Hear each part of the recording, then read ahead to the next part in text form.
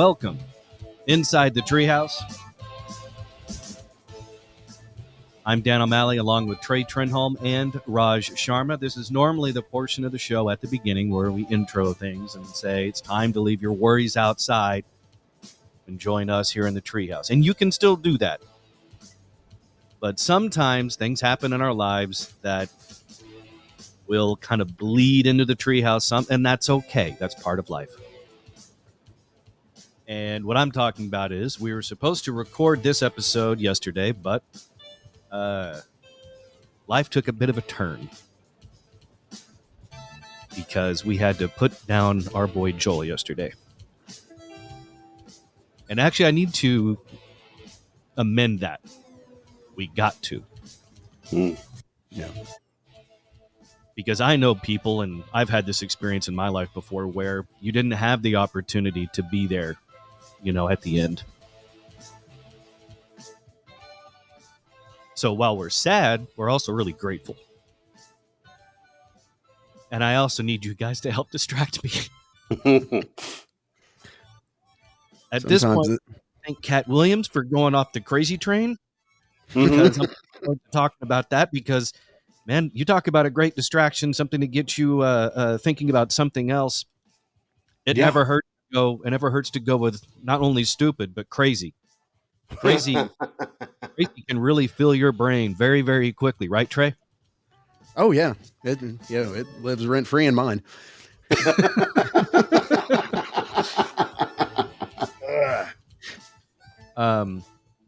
So we'll get to the Katt Williams going scorched earth on Shannon Sharp's show in just a little bit, but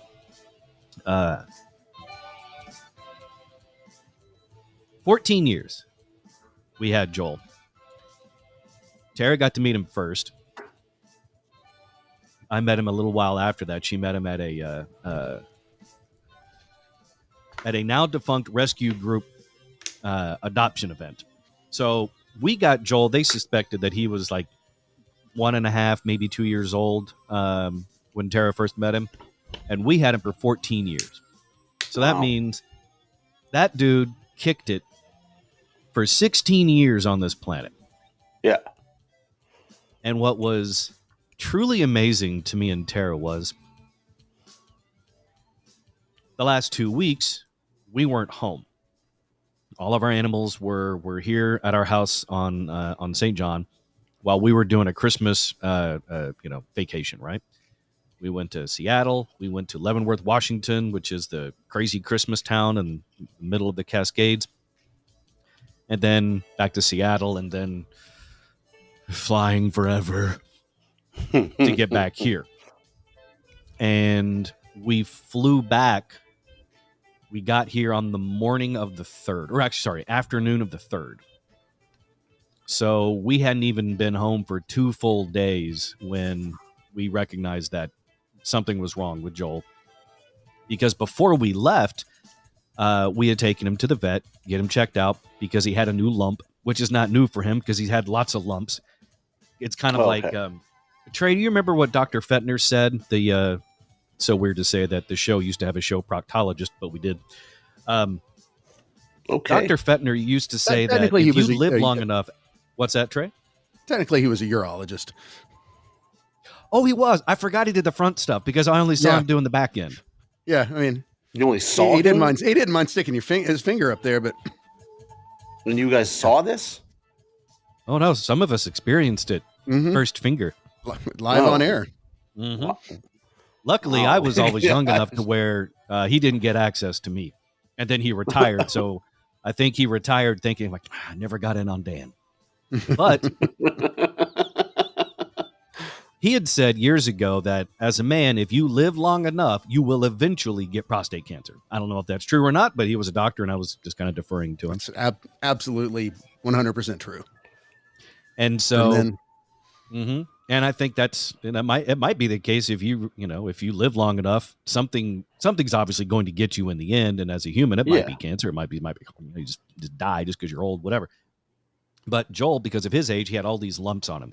And whenever he'd get a new one, Tara would find it and we'd take him to the vet. And then inevitably they'd come back and say it's fine. It's just one of those. What is it called? A lipoma. Lipoma. It's just a fatty nodule, and luckily his weren't terrible. I've seen them where they were like on dogs or like dragging around on the floor. Nothing like that on him, but we'd always get him checked out. We had him checked out before we left because Tara found one. Doctor's like, he's good. He's in great shape. Everything sounds wonderful. And that was like a week or so before we went out of town. But as soon as we got back, we noticed that something was different about him. He was moving much slower than he already was. I mean, like I said, he was 16 years old, so it's not like he was running around like the Flash, and he hadn't in years. But he was still mobile. He's still moving around, just a little bit slow. Yeah. So we got back, he was ultra slow. Okay. Yeah, and the pet sitters that we had helping us were giving us updates on the pets the whole time, which was great. And then they had told us at one point that he was having some potty issues. We're like, okay, that's a bit of a red flag. And that continued when we got back. So we made an appointment at the vet. Tara also noticed that out of nowhere, he had a second chin. So a new lump had sprung up in just the 2 weeks we were gone. Oh, wow. So we take Joel to the vet, and we also notice that when a dog lies down, Trey, I mean, you both have dogs, so you know, like they'll put those front legs down and then they just kind of just go down right onto the floor. Yeah.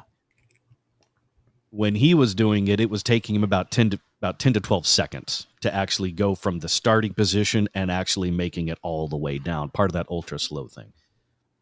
So the vet said, yeah, he's super uncomfortable. The stomach issue is an issue, but the bigger issue is that she was pretty sure that she found lymphoma. Oh, gosh. And the thinking is that it was probably pretty aggressive considering how this new lump felt like lymphoma, plus his lymph nodes were swollen in positions where they're not supposed to be, to where, you know, he wouldn't have had much longer. So I say all that to say, we, you know, of course, we're tears and we're sad, but we're also grateful because, like I was saying before, some people don't ever get that opportunity. Like we had that with one of our previous dogs, Daphne. She went in for, Trey knows this. She was tiny, not as tiny as Trey's Daisy, but pretty tiny. She was like 4.5 pounds. And she went in for dental surgery and she never woke up. So we didn't get the chance to say goodbye. You know, other people have traumatic things that happen to their pets and they don't have a chance to say goodbye. It's just something that happens. So while we were sad and still are, we're also happy that we got to have that for him and with him. Yeah. Because, man, he went out on a full belly. They brought him. Oh, man. The only thing missing was like a cheeseburger. But when we had talked to the doctor, made the decision, okay, well, this is what we all think needs to happen. So they brought a blanket in and we had lay on it.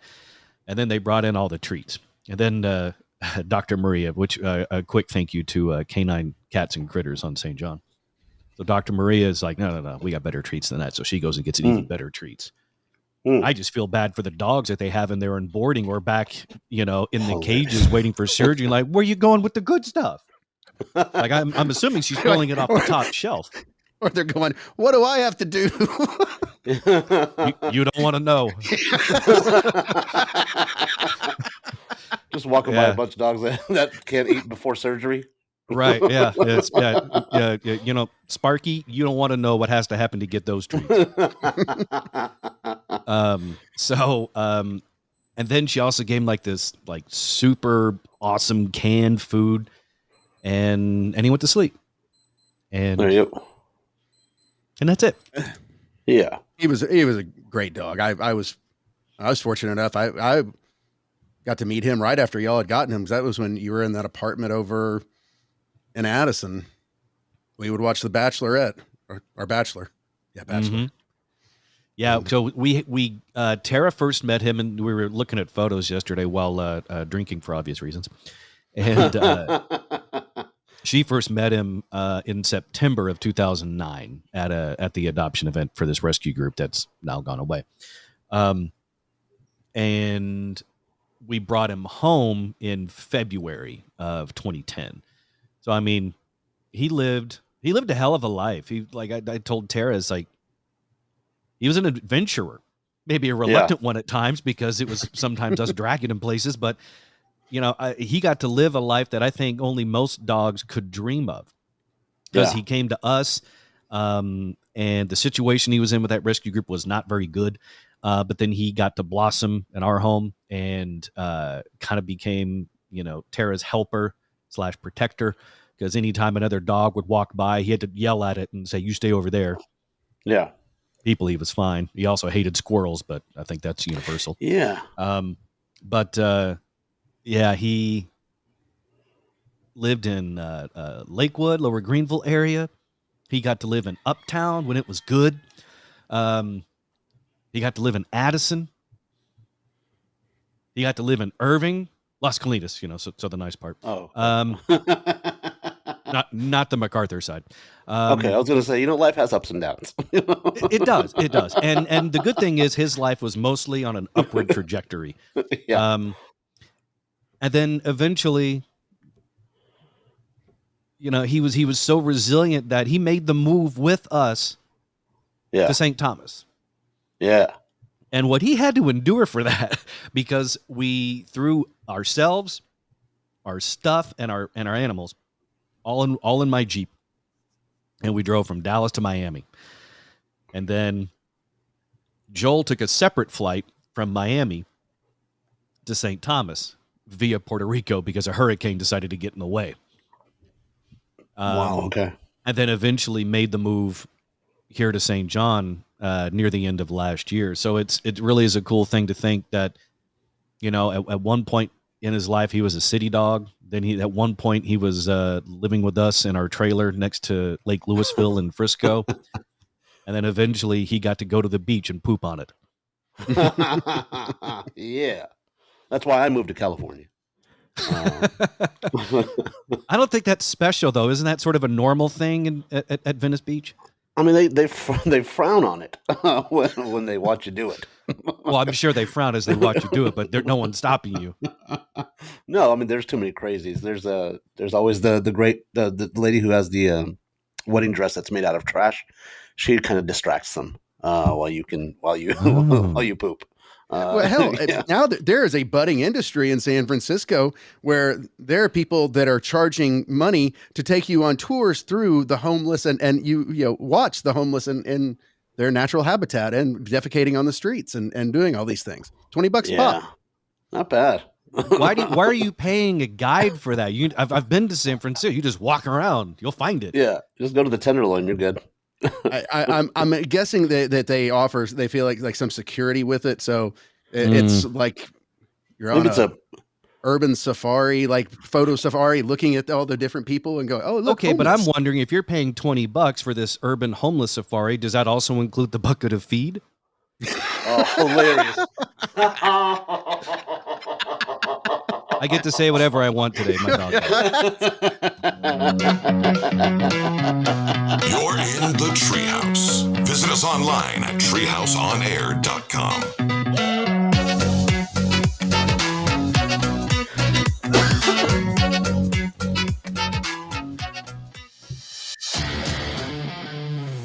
You're in the Treehouse. Visit us online at treehouseonair.com. This segment of the Treehouse is brought to you by Cook DFW Roofing and Restoration. Give them a call for your free roof inspection. 833-COOK-DFW. That's 833-COOK-DFW. Or the website, cookdfw.com. And also brought to you by the Dallas Comedy Club. Your new home for comedy in Dallas-Fort Worth is in Deep Ellum at the Dallas Comedy Club, where not only can you see top-flight comedic acts that travel the country, you also see our very own Raj Sharma sometimes doing his job there. comedy 5 nights a week at the Dallas Comedy Club. For ticket info, go to dallas-comedyclub.com. That's dallas-comedyclub.com. Funny happens here. And speaking of funny things happening, Katt Williams. Oh boy. What the hell? I mean, what the hell? Why? What was the catalyst for him to go off in the way that he did in this interview? And a separate question would be, why Shannon Sharpe? And also, why does Shannon Sharpe call his show the Shay Shay Club Shay Shay? That's okay. That's a horrible name. Thank you, Daniel O'Malley.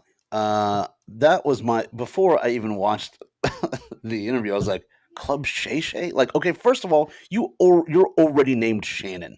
Let's just cut our losses. Like, you know Did you immediately know that Shay Shay was a nickname for him or something? Because it took me a little while to realize. I thought he was like guest hosting for some lady who was known as Shay Shay. But then I realized, I guess that's a nickname because Shannon, Shay, Sharp. So Shay is like, okay. Oh, I just thought it was a nickname for Shannon, just Shay Shay. But the Shannon Sharpe. Okay, I guess it's the SHA. Okay. See? All right. The waters are murky. We're not even sure. To answer your other question, why he would, I had never heard of Club Shay Shay.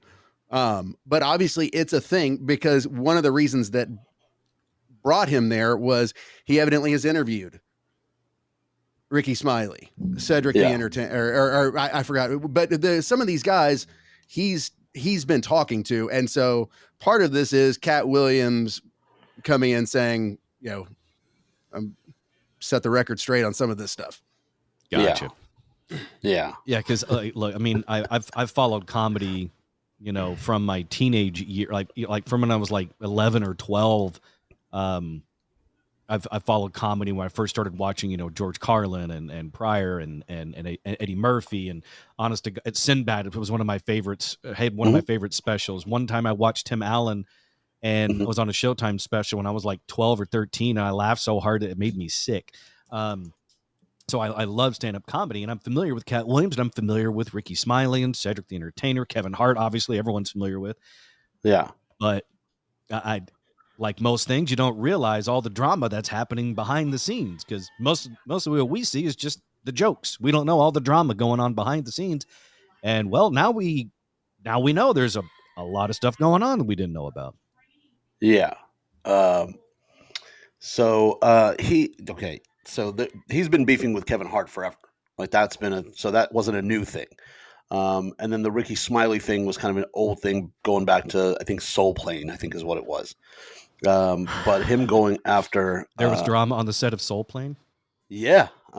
You can't have that many egos in one room and something not happen.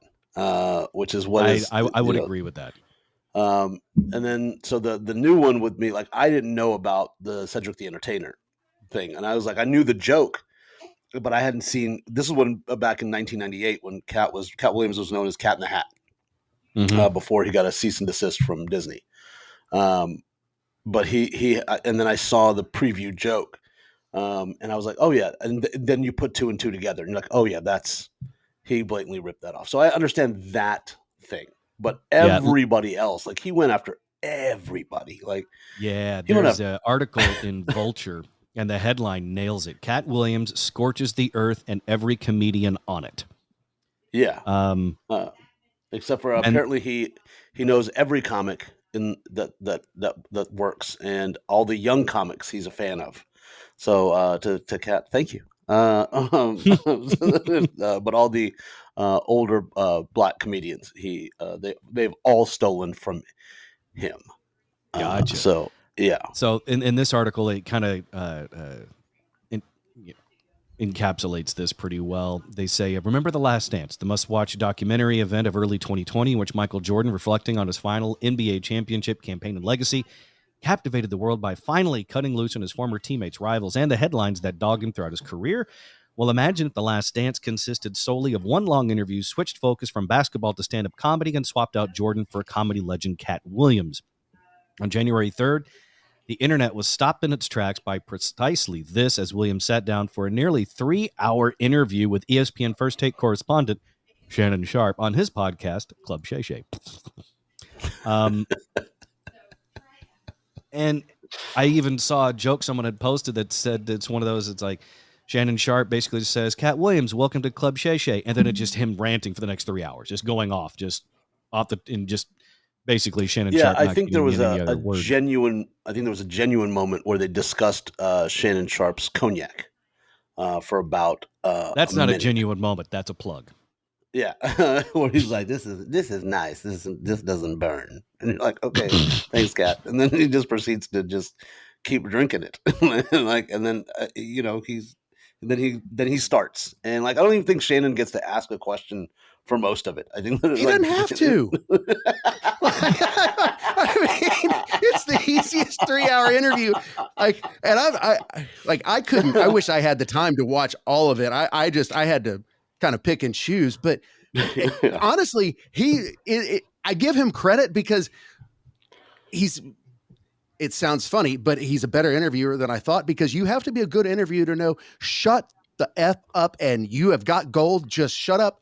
And really what all he does is occasionally he just spurs them on a little bit, talks about, man, you're going to get it like 3 times. He goes, you can get us canceled, whatever else. And that just fuels him more. He is brilliant in this interview and not saying anything. Yeah. And that right there to me is one of the hallmarks of a great broadcaster. And I don't necessarily want to put that on him at this point because of the First Take nonsense, which I absolutely loathe. But he did nail that, Trey. You're right, because one of the hallmarks of a great broadcaster is when to shut up and then just let the action happen. I think you guys are giving Shannon Sharpe a little too much credit. I think when he was like, "So let me ask you this question, Katt," and he's like, he just starts and he's like, and he asked the first question, and that was it. If you look at Shannon Sharpe's face, his face is like, "What the F is happening?" So you think you think it was more accidental than intentional?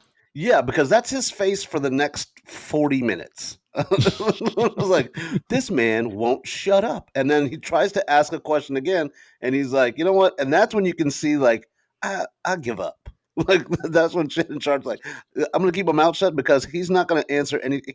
He came in with a 3-hour plan. Like, Katt Williams came in and was like, this is going to take 2 hours and 46 minutes. Raj, and I'm with, like, I'm not ready to say Shannon Sharpe is a great broadcaster, but it would be most people's tendency, especially when you see it going off the rails, to try, and especially most journalists, they're going to try to get you back on track. Most people don't love the chaos that was going to ensue, but he just let it happen. And I'm going to guess he had a producer in his ear going, "Shut up." It's the guy. It's when he's Katt gets his dates mixed up at one point for calling Cedric the Entertainer out, saying I did this joke then, and then he stole it and did it on the Kings of Comedy. The producer is behind, like his mic's behind him, and is like, you said these dates, but this is when the joke aired, and this is when the Kings of Comedy tour happened. So how did that? And then he had to go back, and it was another like 5-minute explanation for why he got his timeline off. And I'm like, okay, but he is right, like. But here's the weird thing, and it's in the comedy circle. Other comics will do another comic's joke when they're not working on the same show together, because they write together, they have the same joke, or they both helped write that joke. If you'll hear, like, Katt Williams mentions Mark Curry multiple times in that interview where he's like, Mark helped me punch up this joke. Mark helped me punch up this joke. So I wouldn't be surprised if Mark is also doing that joke when he's on tour. So when you hear somebody like, "Oh, he stole my joke," I'm like, well, I mean, that's got to be a blatant call out. And then, again, like I said, I saw it. I'm like, okay. Well, and my understanding was, well, maybe back then they were friends, and it's like, okay, you do that joke, but it's a spaceship. That's the only thing that's different in the joke, is he's talking about black people. Like, if white people go to the moon and like to colonize the moon, black people are coming with them, and this is how they would go to the moon: is they would fly the space shuttle like it was a 72 Cutlass. That's the joke. And if you look at Katt's joke, it's kind of the same thing. It's like just having a convertible Cadillac that cuts out on you, and you still keep pimping while you're popping the clutch. So it's not exact, but it's similar enough where it's. So we also have this thing. I was going to say there's also a thing in comedy called parallel thought, where you can and that is a very common thing in entertainment in general, because it happens with radio stuff and podcasting all the time as well. Yeah. So you can play if you have the bit, or just play any of the interview. But yeah, so there is parallel thought. So no. I don't know if you had that thing, like, but there is parallel thought. So you can see like how you go, okay, well maybe they thought of it, but it's almost too close. When you watch the two, and I did not pull the clips because neither one of them are great audio because they're old, and especially, yes, he tweaks the joke a little bit where it's different. And like, Raj said, it's a spaceship, not an old car, whatever. But the delivery, the mannerisms, how he does it, he stole it from Katt Williams. Yeah, 100%. Like, you're talking about Cedric the Entertainer. So let's play Cedric a couple of these clips from the interview on Club Shay Shay. Katt Williams going off on Cedric the Entertainer stealing his joke. Told you when you asked him, did you steal Katt Williams' joke? Yeah. He said it don't line up. How it don't line up? He thought that I was just a no-name comedian and that he could take this joke and nobody would know. Right. The issue was that I had already done this particular joke on BET's Comic View twice. Right. It had done so well on BET's Comic View that they had made it part of the commercial. So part of the commercial of make sure you tune in to BET was you seeing me doing this joke. So this is not just a random joke. This is my very best joke, and it's my last joke, and it's my closing joke. Okay. Yeah. Look, I'm not a professional thief by any measure, but if I were, I would make sure not to steal the most obvious thing. Well, I mean, he is right. So there's again another rule in comedy is first to TV wins. So theoretically, Katt won. Like even if the Ced had written it at the same time, Katt had it on BET, Ced got it on Kings of Comedy. So it's who gets the most. So if you ask people that's a Cedric the Entertainer joke, and a lot of people back then were accusing Katt of stealing it. And then when he's like, the timeline, Ced's thing was like, the timeline doesn't add up. Well, then you look, if you want the timeline, it's 1998 versus 2001 or 2002. So he won. But it is very common for, like, Carlos Mencia is known for this. He would be like, let's go to a club and let's find something that a younger comic that doesn't get TV is doing. And then he would do the joke on TV and take credit for it. Yeah. Wasn't that why everyone hated Dane Cook? I think everybody hated Dane Cook because, wasn't he accused of that a lot? Yes. He was accused of stealing, I think, Louis C.K.'s bit. Yeah. I think it was the first album that he stole almost verbatim. To where when Dane's album went platinum, Louis C.K. sent out a thank you. So the message was, thank you. I want to thank Dane Cook for making my album #1. Because it was all of his material. So yeah, and people you have to understand, go back to Robin Williams. Robin Williams, this beloved character from TV, this beloved actor, was also a notorious joke thief, to the point where he would be in his car outside the Comedy Store until it was 2 minutes to go on stage because comics inside wanted to beat him up, because he would do all of their stuff. Like everybody's trying to get ready to do the Tonight Show, and Johnny loved him. So he would go on and do all this stuff. His manager would stand in the hallway with a checkbook and go, okay, well, how many jokes did he do of yours? Well, he did 5 of mine. Is 7,500 good? And just cut a check. So, I mean, you have to understand, it goes back a long way. That's why, for me, and I'm on such a smaller scale, I don't watch anybody that goes on before me. And Dan, I think you even know this. Like, I'll sit in the green room and talk with, like, before somebody's up. And if the server comes in, I'm like, how much time does so-and-so have? I don't want to watch anything that anybody else does because I don't want to get accused of, like, that's my bit, man. I'm like, no, it can't be because I never saw it. Yeah. But here's some more of Katt Williams on Cedric the Entertainer. Him and Steve had already apologized for me, so I gave him a pass for a decade. What? And the Steve he's talking about is Steve Harvey. Why would you sit here and be like, I saw Katt 30 times, and Katt didn't do as I stand before you, Shannon. I would have bust Cedric's stomach. There was nothing that would have kept me from one of these in that patch right there. Like, are you kidding me? Why would you downplay me like that? Why did I give you a pass if you were just gonna lie? Cedric sitting here telling you why he ain't a movie star. He over here look like a walrus. You didn't say nothing. He can't even get his arms off his stomach sitting over here. Why I'm not a movie star. What? It's a situation. He never wrote anything. Remember, when Cedric the Entertainer starts, he's supposed to be singing, dancing, and telling jokes. That's why he's called the Entertainer. Right. We found out he can't sing, can't dance, and doesn't write jokes.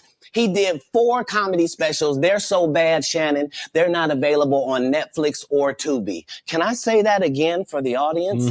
They're so bad that they're not available on Netflix or Tubi. For the record, I don't know what is available on Tubi. I think pretty much between Tubi and Pluto, you can find just about anything.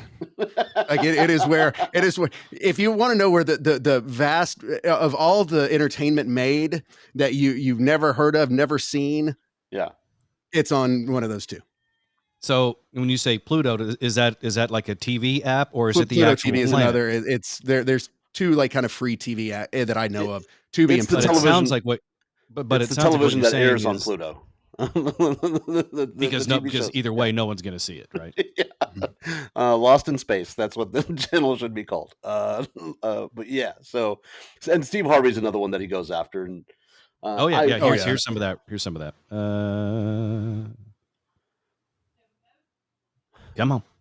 The truth don't need motivation. I'm just saying I can't let these dudes lie. This is like Steve Harvey telling people he used to be homeless. That's my story. That's not his story. Steve Harvey wasn't never homeless. When Mark Curry was touring with him 25 years ago, he was making $3,000 a show in cash and doing 5 shows a week. They just tell the stories.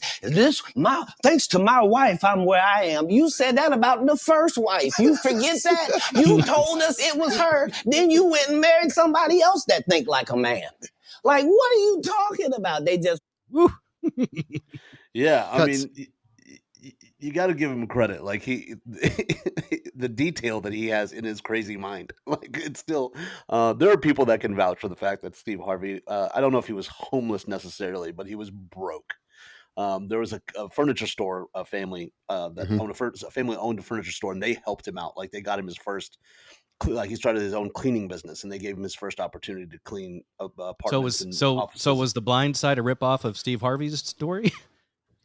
I mean, well, yeah. I mean, there's a lot of stories like this. Like Tiffany Haddish lived in her car and things like this. Like there's a lot of, and I don't know how much to that there is. I was in LA for 11 years. I never saw anybody living in a car. I can just say that. I mean, and if they did, they didn't tell you. And they sure as hell weren't going to go on a radio show like this and go, "I live in a car right now." Like nobody's doing that. I don't know. That might be the comedian that I want to see more so than the one that lives in a mansion. Yeah, I mean, sure. Yeah, I agree. The struggle. I mean, and there are a lot of great comics in LA that don't get the notoriety that they should because they aren't a household name. But he does go after Steve. But Steve had a very, I don't know if it's a similar story, but I think Katt was homeless at 13. Like he left his house at 12 or 13 and was living in Miami at one point. And so I think that's what the story that I don't think that's the story that Steve told. I think Steve was older when he became homeless.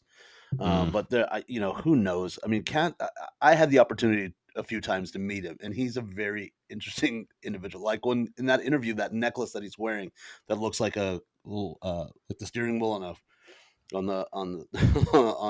a boat, like on a ship, like a pirate ship. That's what he was wearing when I met one of the first times I met him, and I saw him at the Comedy Store. And he was he had a sailor's hat on. Every bit of jewelry that he owned was on his fingers and his necklace and and all of it. And he was just staring at the House of Blues. And I walk onto the patio, and he's just on the patio by himself, just with a glass of cognac. And I walk past him and go, "How you doing, Katt?" And he goes, "Hey, man." And he's just staring. He doesn't make eye contact with me. I go, "You good?" "Yeah." And I was like, and I did what everybody else did. We went, "All right," and then just went in. Like nobody asked, like, "Why are you just staring straight across the street?" And then he had 2 bodyguards with him they weren't bodyguards; they were just big fat dudes that had the black shirt with the white security. And then when he took off, he's fast. Not as fast as he said he was on the show, but he's fast. He went off walking, and they couldn't keep up with him. We're like, what is happening right now? I would imagine that him standing on that balcony at the House of Blues, looking off into the distance, he wasn't not thinking about anything. I think he was plotting what he was going to say in this interview all those years ago. That was the burgeoning era of him going scorched earth on Steve Harvey, Cedric the Entertainer, Kevin Hart, Ricky Smiley. He went after Ludacris. Like, who does that? Ludacris is one of the what was it he said about Ludacris? He said that he joined the Illuminati. Yeah, that's how he got the Fast and Furious. They offered him Katt turned it down, but they basically said, you'll get a 20 movie, $200 million deal. So in this interview, Katt Williams alludes to, or straight up says, that the Illuminati is responsible for the Fast and Furious franchise. No. See, now you're being ridiculous. He's saying the Illuminati is responsible for Ludacris being a movie star, for making him famous, but they didn't create the Fast and Furious vehicle, pardon the pun, as an Illuminati project. I mean, now you're talking crazy. I mean, he sucked me in. What can I say? I'm just saying, I'm just saying, like, that's how insane what he was saying. Like, if you say anything outside of that, like, you'll sound crazy. like he just went specifically after the only dude on there that he could go after. Was like, I guess it's because they're the same height. I don't know what it is. They're legitimately like 5'5". Well, yeah, I mean, he's not going to say that about Paul Walker, saying that Paul Walker took his role. No, it's only black people. Like, to get, because he became that star, and he had to have sold his soul to the Illuminati because Ludacris isn't talented. And then Ludacris released a diss track, which is really good. Yeah, I was really impressed with it. It was fantastic. And then he calls his wife ugly. Like, he calls Ludacris's wife his own ugly. wife. I don't know if, no, Ludacris's wife. He calls him on the show. He calls him ugly. I don't know if you've seen Ludacris's wife. Smoke show. Like, utter smoke show. She's gorgeous. One of the things he implies in the Illuminati deal is that basically if they give you a light-skinned woman to be your wife who is not going to go to the media, not going to talk, and not do anything. Yeah, that just sounds like Scientology. Yeah, I don't. But here's the difference with Scientology. Scientology gives you multiple lives. So the Illuminati still traditional values. That's what it is. Okay, now it makes sense. According to him, the Illuminati swings both ways. Yes. You're listening to the Treehouse. Visit us online at treehouseonair.com.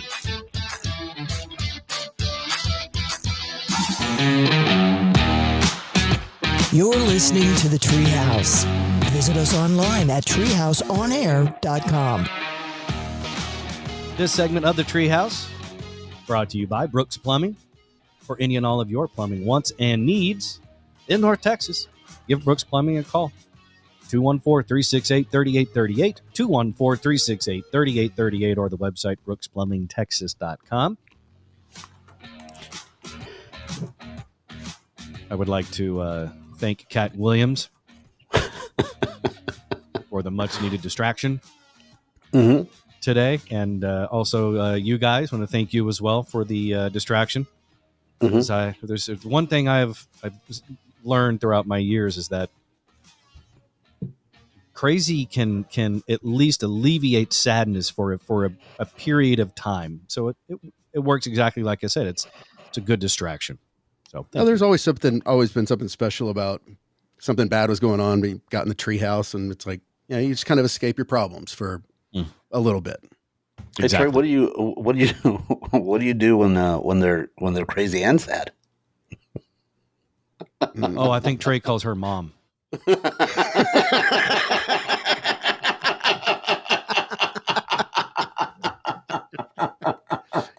Well played, sir. Well played. Well done. Wow. So that right there is actually Trey's ultimate red flag. Like, he loves a good crazy girl.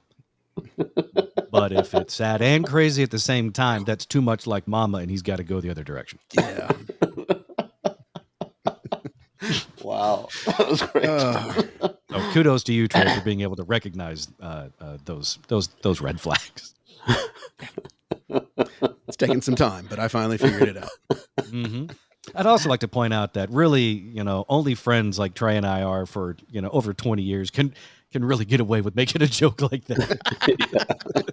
Because I'm pretty sure if we had just met and we were sitting at a bar, he'd be punching me senseless right now. No, I think even if I just met you, I'd have been like, all right, you don't really know me, but that was well played. Which, Daniel, it's, I feel like I'd be remiss though in all of this because one of the reasons you as we talked about, like at your roast after the Christmas show and everything else is your robotic nature. And the biggest thing that got you kind of reputation for being robotic was your ability to get through the dog poem without crying. Oh no. Yes. Look, and that is a good example. And when you say that, I feel a twinge. I'm like, I'm not that robotic. I've got emotions like other people do. But when it comes to doing, the dog poem that you couldn't get through, or Russ couldn't get through, or whoever, Dan Lewis or JD, whoever was on the show, they couldn't get through it because they start crying. And I was like, I can give it to me. I'll do it. Gotcha.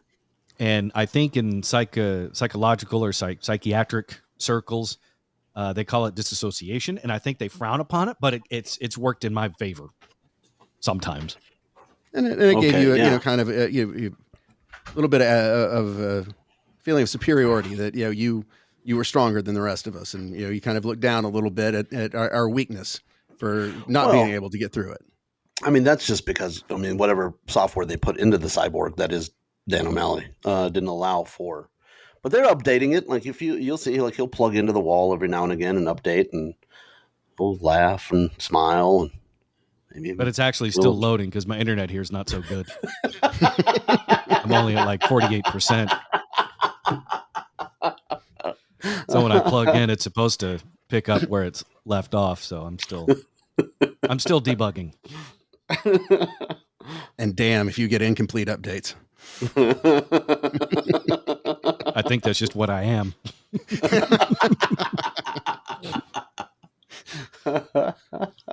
Just a walking incomplete update. Why you got to bring up the dog poem, man? That thing's sad. Yes, it is. It's scarred many of us over the years. Mm-hmm. Is that the email that you sent me? You sent me an email that says it had no subject line, and I haven't opened it yet. Is that what it is? Did you send me the dog poem? I did. Are you trying to see if you can make me cry? I got $100 says you can't get through the dog poem without getting emotional. Really? Mm-hmm. Wow. Okay. That's such an odd bet coming from the person who basically coined me as a cyborg of and having a lack of emotion. Yet you think I can't get through it, and $100 says so? I think this time it's. I don't think you can get through it this time. I got to give you credit, Trey. I did not see that coming. I appreciate I don't even know which hard way left turn there. I don't even know which way to bet. I don't know. I don't either. And honestly, we're only like 27 hours from when Tara and I said goodbye to Joel. So I mean, it's still pretty fresh. Yeah, that's okay. I gotta see it. Same day, one time. And Dan, I know you're thinking it. Yes, you have to use the music too. Oh no! All right, I feel like you're hedging your bet now. I need to see if I even have it. Hang on. Well, that's a bumper.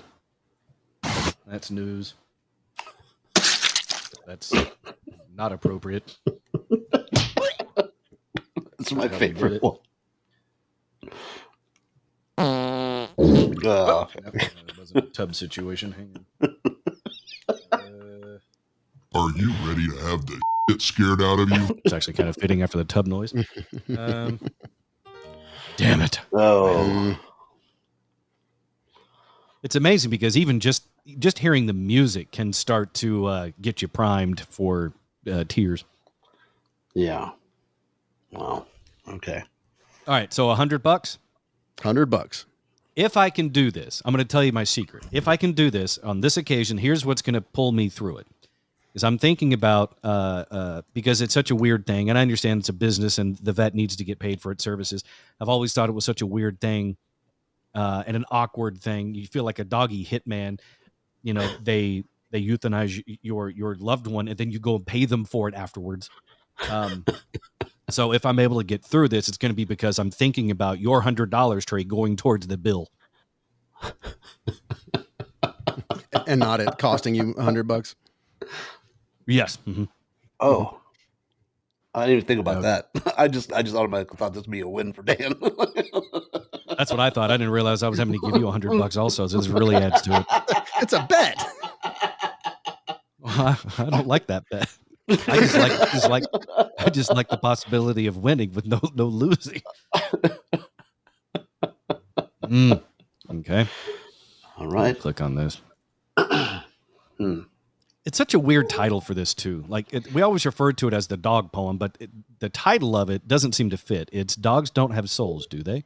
And the poem, nowhere in it, in the actual context of it, does it ever refer to anything about souls or anything like that. It just seems like it's a title for a different poem.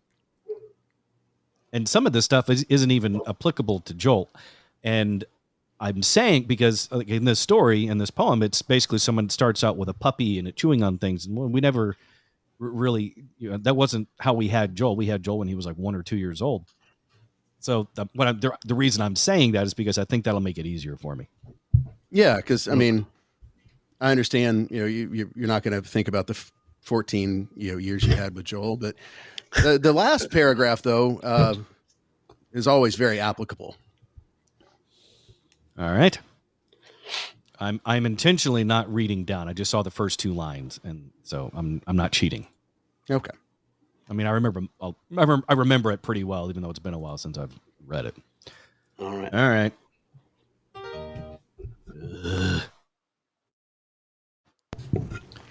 Here we go. The dog poem for Joel. Do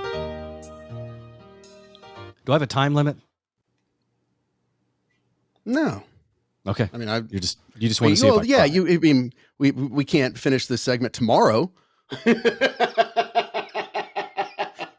Nor are we going to pause for you to go get housed. That wouldn't take a long pause. I got a bottle within 10 feet. I mean, I can make this thing happen. All right.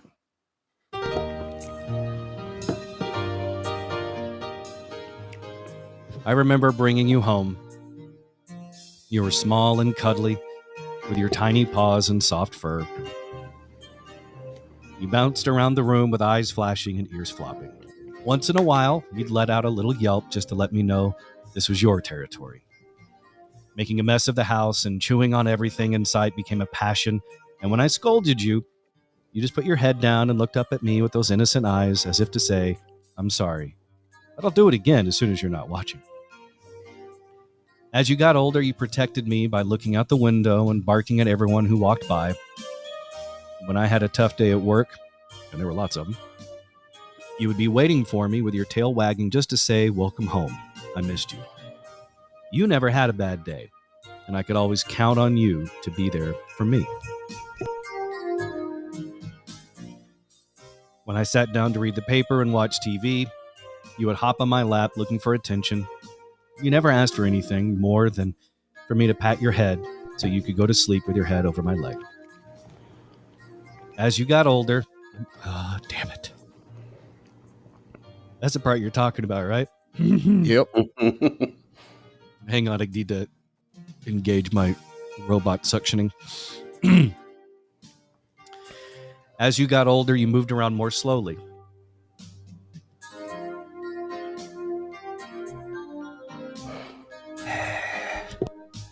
I hate you, Trey. Then one day, old age finally took its toll. You win, Dick.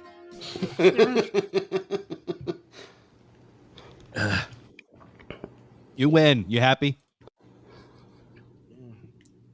No, I'm not happy. But $100 is $100.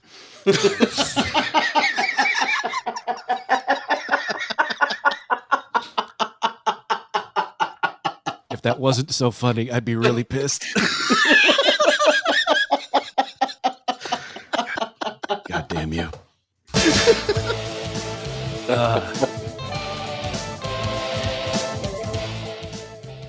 I guess you better send me back to the manufacturer. I seem to have sprung a leak.